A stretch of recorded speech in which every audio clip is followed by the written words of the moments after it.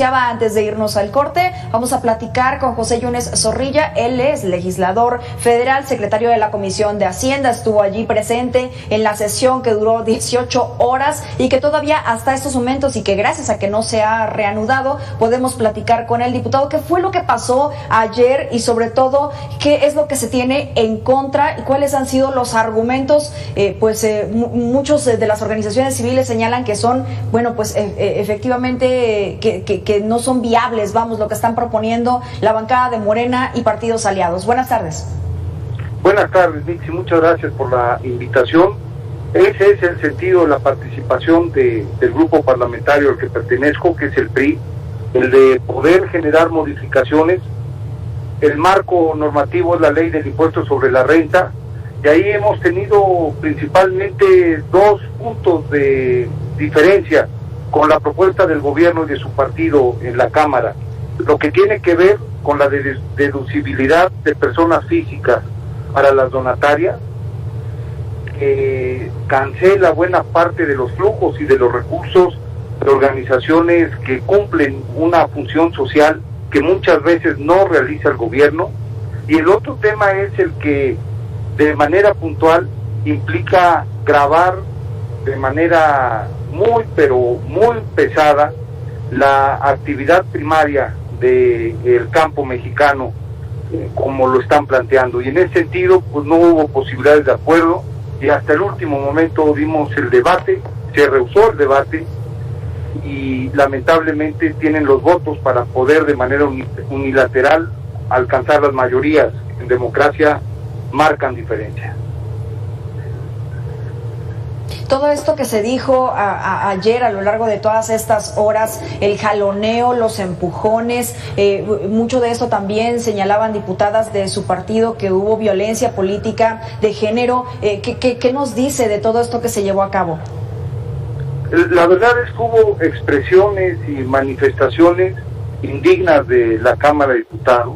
El hilo conductor de cualquier debate, de cualquier espacio público, tiene que ser el respeto a las diferencias, el partir como supuesto inicial de buscar los acuerdos, de construir, y lamentablemente al haber mayorías claras y evidentes, se pasan por encima de estas cortesías que tendrían que ser elementales en la práctica política. Hubo expresiones sumamente groseras contra diputadas, hubo además antecedentes con actos de empujones fuera de tiempo y de forma dentro de la Cámara, y lamentablemente nosotros fuimos testigos de eso, no participamos y lo reprobamos y lo señalamos de manera puntual. Ahora, diputado, hablemos precisamente de estas reservas que se inscribieron. Fueron un total de 511, se aprobaron, se discutieron solamente algunas cuantas. Sin embargo, una de las que más causó polémica y lo sigue haciendo es el respaldo a las organizaciones de la sociedad civil, que vía donativos, se puede registrar una evasión fiscal. ¿Cuál es su postura al respecto? Que evidentemente la autoridad debe evitar los casos de elusión, y con mucha mayor fortaleza y decisión los de evasión. Y en ese sentido el PRI ha sido muy claro de que acompañará a cualquier gobierno, gobiernos del PRI o gobiernos de cualquier otro partido, para tratar de que estas prácticas sean delitos, tengan pena, pero no porque se pueda generar esos supuestos de acción o porque haya casos que comprometen la hacienda pública con evasión o con elusión, se cancelen uno de los vehículos de financiamiento hacia las organizaciones sociales que cumplen realmente tareas primordiales de frente a la sociedad en muchos de los aspectos que por falta de recursos o de atribuciones el Estado mexicano, en cualquiera de sus tres niveles, no necesariamente cumple.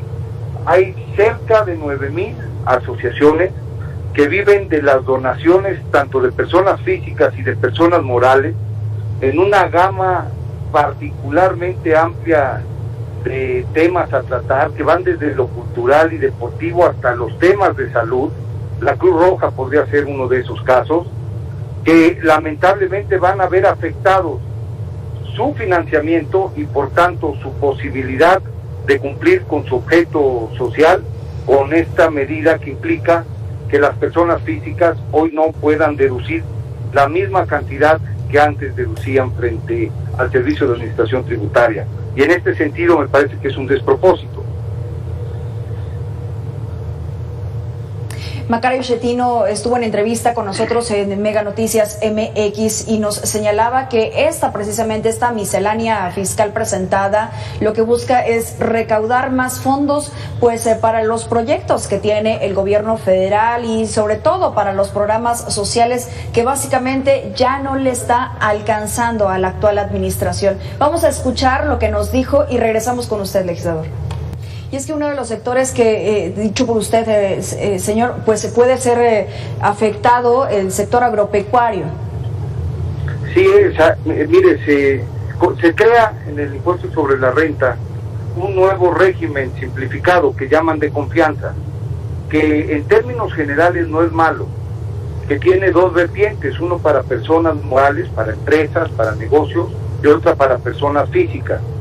Lo que nosotros señalamos y advertimos es que no podían cancelar la disposición vigente en la ley que permite un trato preferencial para el sector primario del país, cancelarlo de ese régimen y incluirlo de manera obligatoria al que están proponiendo, que sería el de confianza, porque los resultados son particularmente negativos contra los productores, contra los agrícolas, los agricultores, contra los ganaderos, contra los pescadores, contra los silvicultores.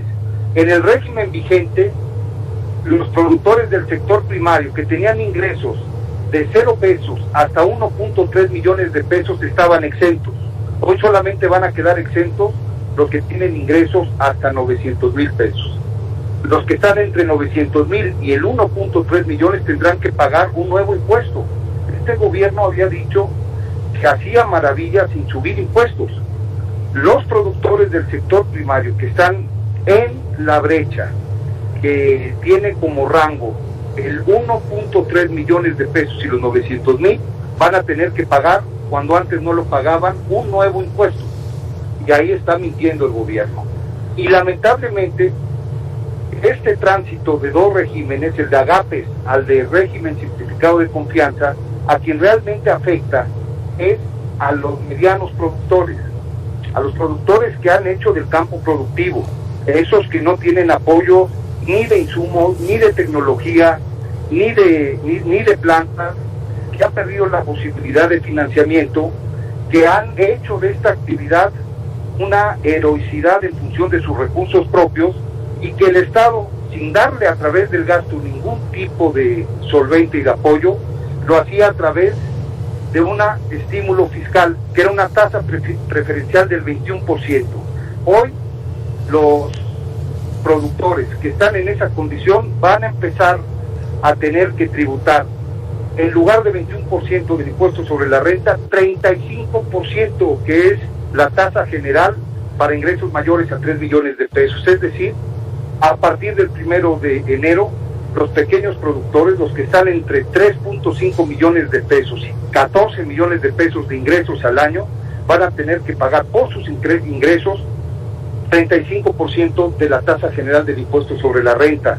Y eso es otra forma de generar distorsiones y de impactar a un sector que lo que necesita es alivio y acompañamiento, y no, como están de manera cautiva, más cargas de impuestos. Por eso nos opusimos, dimos la batalla, como le hemos dado siempre por el campo veracruzano y por el campo nacional. Sin embargo, esta fue una de las aprobadas, diputado, porque la segunda aprobada fue para eliminar del dictamen las modificaciones del artículo 74B con el objetivo de seguir brindando descuentos del ISR, y usted menciona del 30%, cuando antes se pagaba mucho menos, ¿no? Sí, no, el 74B se logró, que venía en el dictamen derogado, y se logró reincorporar si queda en sus términos. Ese fue un logro en la negociación, y hay que reconocer que la mayoría accedió a que esto se pudiera recuperar. La que yo estoy hablando es la derogación de la fracción tercera del artículo 74 para personas físicas del régimen de agapes. Y en este régimen de agapes había, digamos, 3 rangos, de 0 a 40 salarios mínimos, que es 1.300.000, donde los productores estaban exentos. Y otro rango que era entre 1.300.000 hasta 13.800.000, en donde la tasa era una preferente del impuesto sobre la renta del 21%. Hoy, con el nuevo régimen, solo quedan exentos no hasta 1.3 millones de pesos, sino hasta 900.000 pesos. Y la diferencia de rango entre 900.000 y 1.3 millones de pesos van a tener, que antes no lo hacían, que ahora observar una tasa del 2% o del 2.5% del impuesto sobre la renta. Una tasa nueva, un impuesto nuevo, cuando aquí se dijo que no habría impuestos nuevos. Y luego, sí, en el rango de los que sí, están... Sí, lo hemos escuchado de manera repetida, que no va a haber impuestos nuevos. Este es un impuesto nuevo. Que le digan al productor de campo, al ganadero, al pescador, está entre 900.000 pesos y 1.300.000, que antes estaba exento, que hoy tiene que pagar una tasa que hasta que al día de hoy no existe, que va a existir gracias a esta votación de Morena a partir del 1 de enero. Eso es un nuevo impuesto. Hay nuevos impuestos y en este sentido hay que decirlo con todas sus letras. Los impuestos no son malos. Lo que es malo es mentir. Lo que es malo es decir que no se va a hacer algo y se haga, o no reconocer que se hace. Y aquí hay nuevos impuestos leves, desde una tasa moderada de 1.5, 2, va creciendo progresivamente, pero son tasas nuevas a un sector que en ese margen no se le estaba antes tasando ni estuviese tributando. Y lo dramático es quienes estaban en una tasa preferente del 21 y que estaban con ingresos por encima de los 3.5 millones de pesos, que hoy van a tener que pagar 35%. Imagínense, 14 puntos más de su ingreso total se va a ir al fisco en lugar de a capitalizar su actividad en el campo, en el litoral, en donde realizan sus trabajos productivos. Diputado, déjeme preguntarle esto para poder finalizar esta entrevista. En primer lugar, ¿qué es lo que se espera una vez que se reanude esta sesión? Hace unos momentos platicábamos con nuestro compañero Leonardo Ferrera que podría estarse aplicando el tema del reloj legislativo, y por otra parte, sí se necesita hacer una mejor recaudación. Es un tema que se ha hablado durante mucho tiempo, durante muchos años en nuestro país, de que hay una mala recaudación de tema de impuestos. ¿Qué es lo que sí se tiene que hacer o qué es lo que sí tendría que ser viable para que nuestro país avance en este tema? Tiene toda la razón. Por eso yo hace un momento comentaba, Mitzi, que cobrar impuestos no es malo. México es una de las economías para su tamaño que menos recauda. Nosotros tuvimos la responsabilidad, porque eso no es fácil, ni es popular, y hay que asumir los costos, de presentar una reforma fiscal, una reforma hacendaria, en el 2013-2014, con el propósito de depender menos de los ingresos del petróleo y de tener mayores ingresos vía impuestos. Y pasamos de menos del 9% en su relación con el PIB, de 9 puntos del PIB, a casi 15%, a casi 14%. Ese brinco es el que se dio con una reforma que evidentemente rompió equilibrio, pero que va en la tesitura de que se pueda tener mayores recursos para responder de manera más eficaz a las grandes demandas sociales. El gran tema es que este gobierno no lo está haciendo. Este gobierno no ha recurrido a mayores impuestos, pero ya utilizó los recursos de los fideicomisos de estabilización, tanto de los ingresos presupuestarios como de los ingresos para los estados. Por eso no sube impuestos, porque fueron cerca de 300.000 millones de pesos que tomaron prácticamente del cajón y que lo utilizaron para sus proyectos. Fueron cerca de 70.000 millones de pesos entre fideicomisos y fondos, como el FONDEM, o como los que acompañaban al CONACYT, a la ciencia y a la tecnología o al deporte. Han tomado prácticamente la totalidad del Fondo Catastrófico para la Salud Pública, ese que acompañaba a las familias y a las personas en condiciones de vulnerabilidad y que a través del Seguro Popular les permitía cubrir cáncer o enfermedades de mayor envergadura. Entonces sí, no han subido impuestos supuestamente ellos, pero han utilizado las reservas de los recursos. Dicen que no suben impuestos y hoy los pequeños propietarios en el campo mexicano van a tener que pagar una tasa de 2.5. Dicen que no hay mayores impuestos, pero les quitan el beneficio del 21% a nuestros productores del campo, esos que dieron la cara y la batalla en la época de crisis, y le suben 14 puntos para que tengan la tasa general del 35%. Está bien cobrar, que sea progresivo, que pague quien más tiene, que sea transparente, que sea simple y que de alguna forma nos dé seguridad en la forma como se va a generar la transferencia. Y eso no lo está haciendo el gobierno de la República. Al contrario, simple y llanamente anuncia que no va a subir impuestos, que no va a modificar las tasas, pero está utilizando las reservas y de manera subrepticia aprovechando los gastos fiscales en contra del aparato productivo del país. Y eso fue a lo que nos opusimos y no nos alcanzó. Bien, diputado, pues le agradecemos estos minutos para con Mega Noticias MX. Estaremos al pendiente de esta sesión en el momento en el que se reanude y por supuesto lo que allí ocurra. Que tenga excelente tarde. Muchas gracias por la oportunidad, Michi. Estoy a sus órdenes. Muchas gracias. El diputado José Yunes Zorrilla, quien es el secretario de la Comisión de Hacienda. Hagamos una pausa y regresamos con más.